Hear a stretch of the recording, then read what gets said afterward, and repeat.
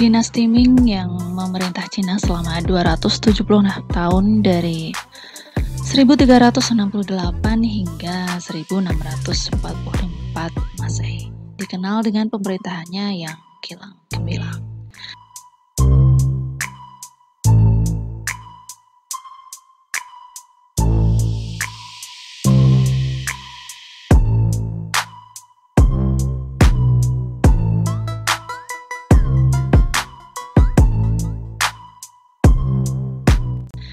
Dinasti Ming berhasil menegakkan pemerintahan yang teratur dan stabil secara sosial, dan mungkin menjadi salah satu yang terbaik dalam sejarah manusia.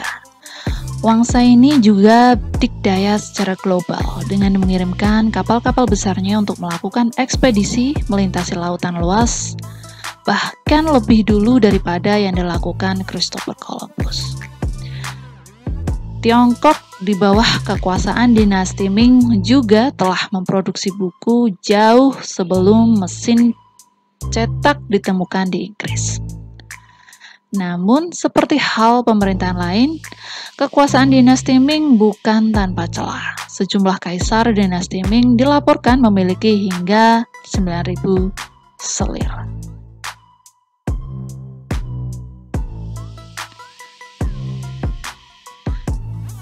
Sebagian besar dijadikan gundik secara paksa, diculik dari rumah mereka dan dilarang meninggalkan sangkar emas selain jika dipanggil ke kamar sang penguasa.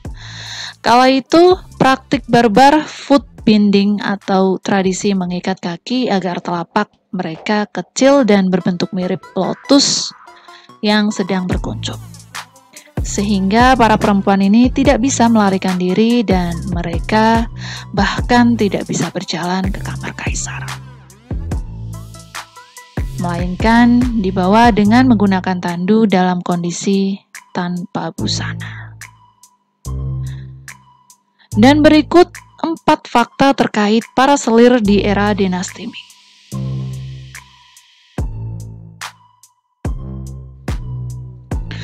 Yang pertama yaitu selir dikubur hidup-hidup untuk menemani jasad kaisar. Pendiri dinasti Ming adalah Kaisar Hongwu. Dia dianggap sebagai salah satu penguasa Cina yang paling berpengaruh dan sangat penting.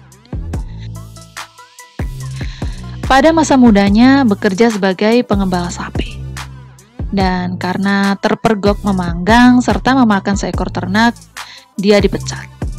Ketika wabah penyakit menyerang desanya dan merenggut nyawa orang tua dan serta saudara-saudaranya, pria itu banting setir jadi biksu di kuil Hongju. Dan kemudian roda zaman membuatnya menjadi panglima perang paling kuat di Asia. Dan pada tahun 1368, dia memimpin pasukan yang mengusir bangsa Mongolia yang telah memerintah Tiongkok selama seabad. Dan setelah mendirikan dinastinya, dia mengadopsi nama Ming, kata dalam bahasa Mandarin yang berarti gemilang. Namun, kekejamannya ternyata tak hanya di medan perang. Di balik pintu istananya yang tebal, dia juga mengurung para selir dan menjadikan mereka subjek penyiksaan. Dia ingin memiliki para selir hingga di dalam baka. Dan Kaisar Hongwu ini memulai tradisi di mana para selir akan dibunuh dan dipaksa bunuh diri, atau dikubur hidup-hidup di samping kaisar yang sudah mati. Dua penerusnya yaitu Yongle dan Hongxi meneruskan tradisi mengerikan itu, dan untunglah praktik kejam ini langsung dihapuskan Kaisar Zhengtong yang menghapuskan aturan itu dalam wasiatnya pada 1464.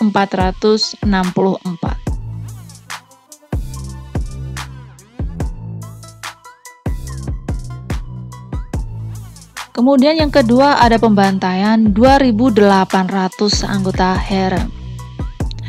Kaisar Yongle terkenal karena menciptakan ibu kota kedua Tiongkok. Selain Nanjing, ia menamainya Beijing. Di sana sang penguasa membangun kota terlarang yaitu Forbidden City. Dan selama masa pemerintahannya sebagai diktator, dia melakukan reformasi militer, ekonomi, dan pendidikan. Dan di sisi lain kekejamannya benar-benar tak terkira. Dan pada tahun 1421, sesaat setelah Yongle meresmikan Forbidden City, beredar rumor bahwa salah satu selir favorit kaisar bunuh diri, yaitu gara-garanya adalah dia terlibat cinta terlarang dengan seorang Qasim dan konon pemicunya yaitu penguasa menderita impotensi. Karena merasa dipermalukan, Yongle berusaha membungkam siapapun yang menguasai kebenaran terkait rumor tersebut. Dia memerintahkan semua selir yang mencurigakan diracun. Dan sang kaisar mengumpulkan 2.800 perempuan di dalam haremnya dan mengeksekusi mereka dengan cara diiris-iris. Dalam eksekusi massal itu, para korban tewas. Dan di antara mereka ada yang usianya baru 12 tahun. Dan meski pembantaian tersebut tak disebutkan dalam dokumen resmi, namun sebuah catatan soal itu ditulis oleh Lady Cui, yaitu seorang selir yang saat kejadian tidak ada di istana. Namun akhirnya Lady Cui dan 15 selir lainnya digantung dengan kain sutra putih di lorong-lorong kota terlarang, yaitu pada hari pemakaman Yongle.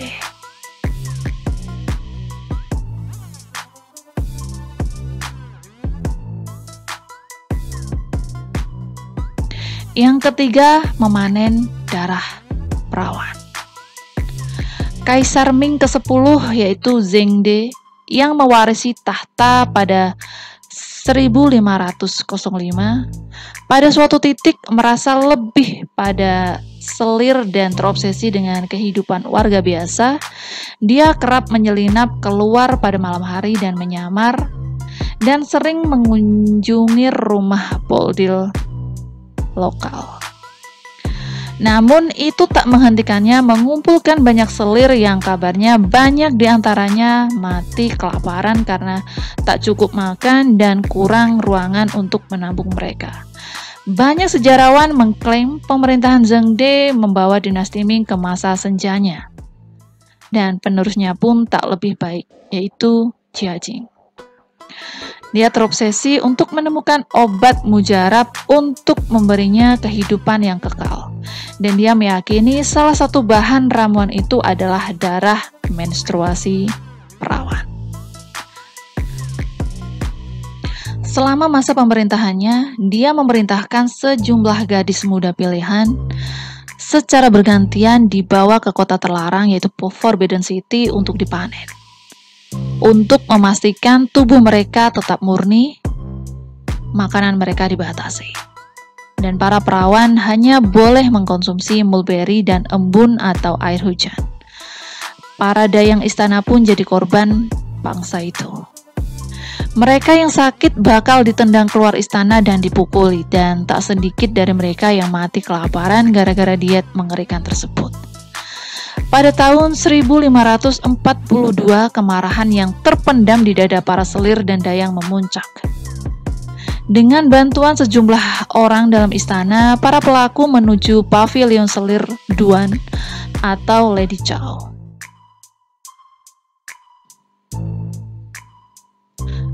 Dan selir Yan Jinjinglah yang memimpin komplotan tersebut. Setelah teman tidurnya itu keluar diikuti para dayang, Kaisar Jiajing dibiarkan sendirian di kamar. Dan saat itulah para selir penyerang beraksi. Mereka mencoba mencekik sang kaisar dengan pita hiasan tersebut.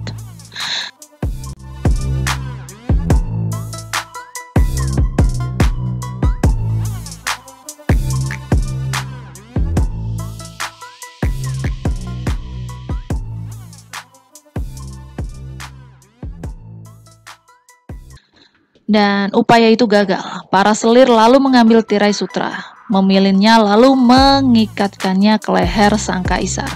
Namun mereka mengikat dengan simpul yang salah sehingga jerat di leher Jiajin longgar dan tak maksimal mencekiknya.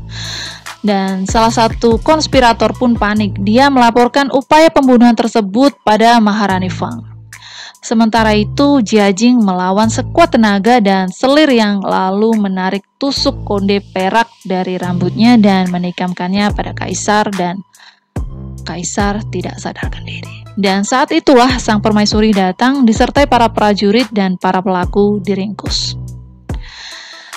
Ketika fajar menyingsing, mereka semua dihukum mati dengan kejam. Tubuh mereka diiris perlahan.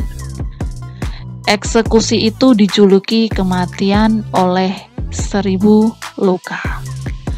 Kepala mereka kemudian dipenggal dan dipertontonkan kepada publik sebagai peringatan bagi yang lain.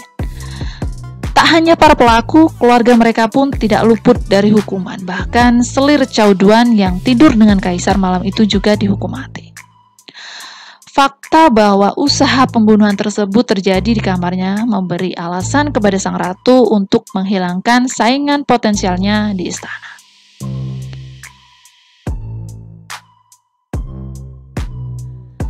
Keempat, ada trauma sang kaisar.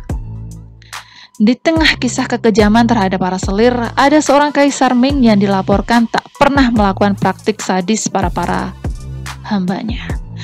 Ia adalah Hongzhi, kaisar ke-6 dari dinasti Ming yang sekaligus ayah Zhengde.